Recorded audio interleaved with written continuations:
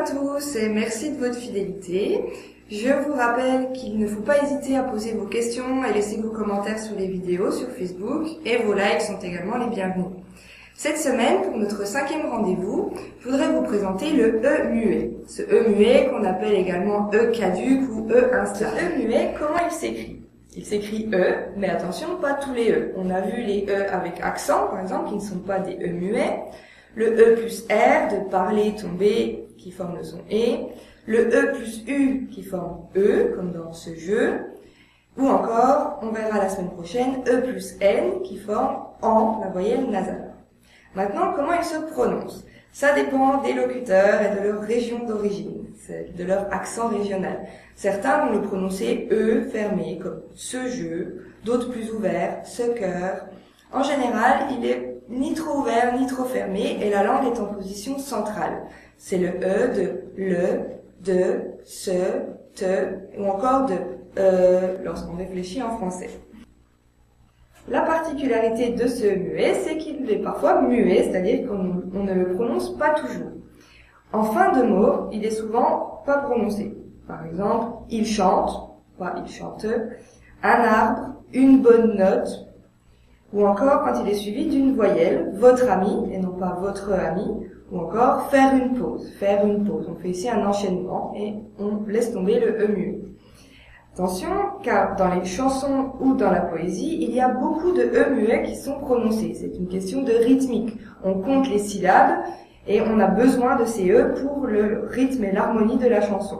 Donc je ne vais pas prendre la guitare, mais quelques exemples. La chanson Douce France ou encore Frère Jacques. Là, on a bien les E caducs qui sont prononcés. Lorsque ce E muet est placé entre deux consonnes, il est rarement prononcé. Par exemple, on va dire samedi, Catherine, changement. On peut dire changement, ça donne un langage beaucoup plus clair et plus formel, mais habituellement à l'oral, on va dire changement, sans le E muet. Attention, il y a une règle des 3 consonnes. S'il y a 2 consonnes avant le E muet et une après, on doit prononcer ce E, parce que c'est trop difficile pour un locuteur français de prononcer 3 consonnes d'affilée. Par exemple, mercredi. J'ai besoin de ce E dans mercredi. Sinon, je devrais dire mercredi, et c'est très difficile. Pareil avec probablement, ou mettre sur la table également. Voilà, la règle des 3 consonnes. Donc, je peux dire la petite chaise. Là, j'ai le droit de faire l'élision, puisqu'il est entre 2 consonnes, mais je dois dire cette petite chaise, puisque là, il y a 3 consonnes. Cette petite chaise, c'est trop difficile. Je dis cette petite chaise. La fenêtre, une fenêtre. Pour récapituler, dans la phrase « Elle adore la tarte », on n'entend aucun E muet, puisque c'est tout des E de fin de mot. « Elle adore la tarte ». Dans la phrase « Il faut prendre son temps », je prononce le E à la fin de « prendre », car c'est la règle des 3 consonnes. Et enfin, dans « Il est debout devant la fenêtre », là je fais tomber tous les E muets. J'aurais pu dire « Il est debout devant la fenêtre », c'est plus formel et plus clair, mais à l'oral, on dit en général « Il est debout devant la fenêtre ».